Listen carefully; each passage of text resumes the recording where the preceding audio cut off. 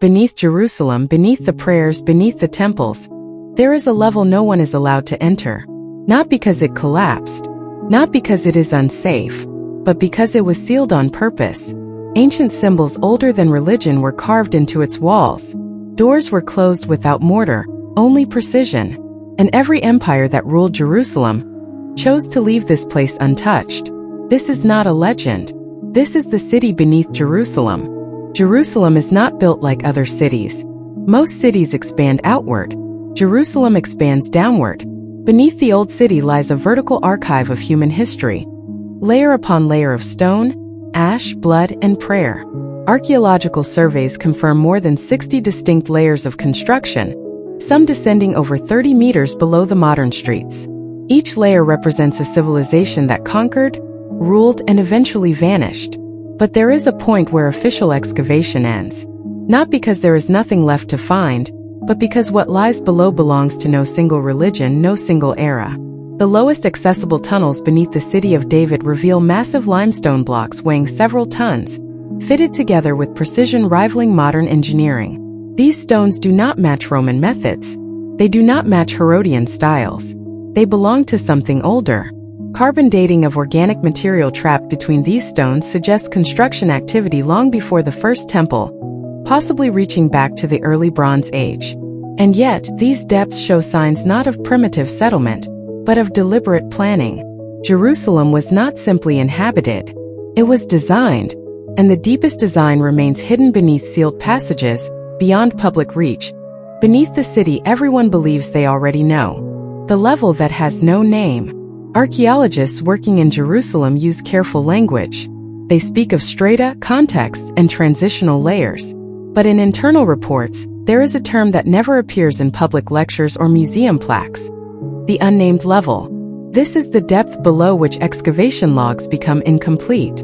Coordinates are recorded, measurements taken, then the documentation simply stops. Not because tools failed, but because authorization did. Ground-penetrating radar surveys conducted near the Temple Mount and the offal reveal large hollow spaces, rectangular, organized, and unmistakably artificial. These are not natural caves. They follow angles. They obey geometry. Some extend horizontally for tens of meters before vanishing beneath restricted zones. Engineers involved in reinforcement projects during the British Mandate period noted stair-like descents blocked by fitted stone slabs. The stones showed no cracking, no erosion, no signs of collapse. They were closed intentionally, and with skill suggesting the builders expected those closures to last for millennia. What unsettled the surveyors most was not the depth, but the silence.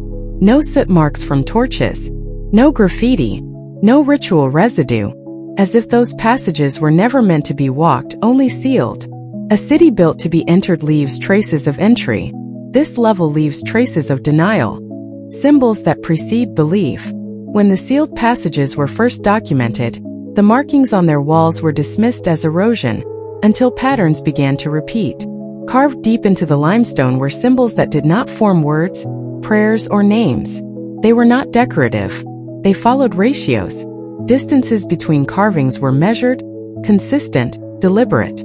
Circles intersected by straight lines. Triangular notches aligned with grooves that pointed neither north nor toward any known holy site. These symbols do not appear in Hebrew tradition. They are absent from Egyptian temple scripts. They predate Greek geometry, yet versions of them appear elsewhere. Etched into megalithic stones in Anatolia, scratched into the bedrock beneath ancient Levantine settlements, and most disturbingly, carved into structures dated thousands of years before organized religion. Some researchers have noted similarities to symbolic systems found at Göbekli Tepe, structures built around 9600 BCE, a time when humanity was supposedly incapable of large-scale planning. The implication is uncomfortable. Whoever carved these symbols beneath Jerusalem understood space, proportion, and permanence at a level we associate with much later civilizations.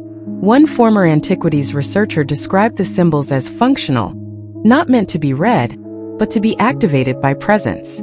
Their placement suggests they mark thresholds, boundaries, or zones of transition, not places of worship, places of control.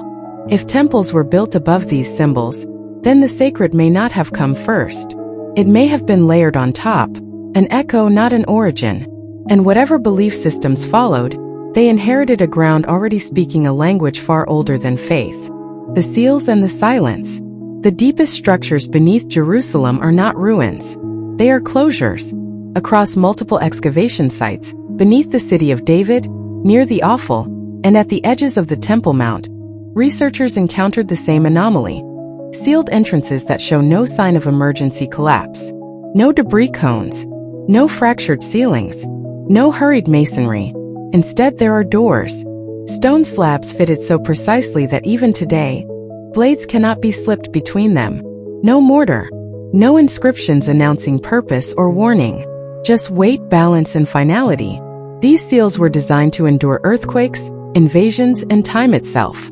Ottoman records reference closed stone mouths, passages intentionally buried during periods of unrest.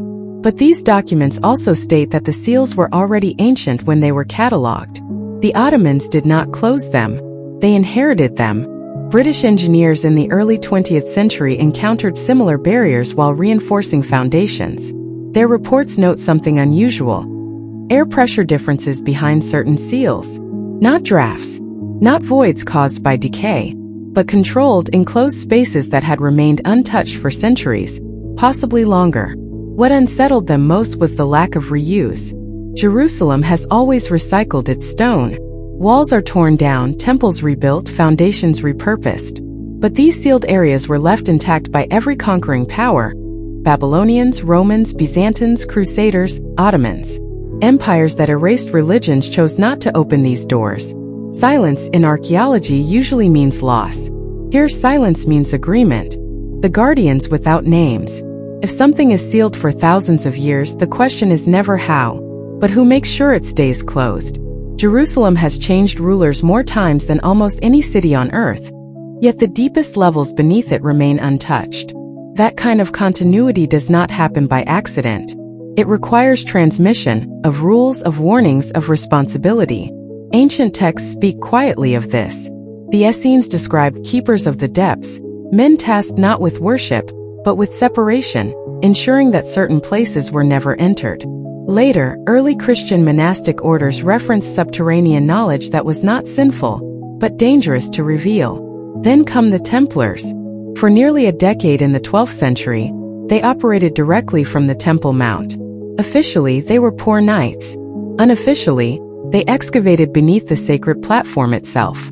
Their records never list gold, relics, or treasure. Only measurements, diagrams, and coded references to the lower foundations. When the Templars were dissolved, this knowledge did not disappear. It fragmented, passed into stone guilds, into architectural ratios, into symbols hidden in plain sight across Europe. The guardians changed names. They changed uniforms. They changed creeds. But the rule remained the same. What lies beneath Jerusalem is not to be disturbed, not because it is holy, but because it is older than holiness itself. The city that was never meant to rise. Jerusalem is often called the center of the world, but centers are not always meant to be opened. Beneath the temples, beneath the walls, beneath the stories humanity tells itself about beginnings and endings, there exists a level designed not for living, not for worship, but for containment. Its architecture is not celebratory. It does not invite. It restricts, channels, and limits movement. This is not how civilizations build homes. It is how they build boundaries. Every religion that rose in Jerusalem did so above this level, never within it. Sacred spaces were layered upward, as if deliberately distancing themselves from what lay below. And every empire that conquered the city, despite destroying shrines and rewriting histories, left the deepest seals untouched. Because breaking them would not uncover treasure. It would uncover responsibility. Modern technology confirms what ancient builders already knew. The voids beneath Jerusalem are extensive, organized, and stable. They are not the result of erosion or burial. They were planned, sealed, and preserved across millennia. The city beneath Jerusalem does not wait to be discovered. It waits to remain hidden. Because once the lowest level is opened, the city above it would no longer be what it is. Faith would lose its foundation. History would lose its sequence. And humanity would be forced to confront a truth it has carefully buried beneath stone, ritual, and silence. Jerusalem was not built on sacred ground. Sacred ground was built on top of something else, and that something was never meant to rise.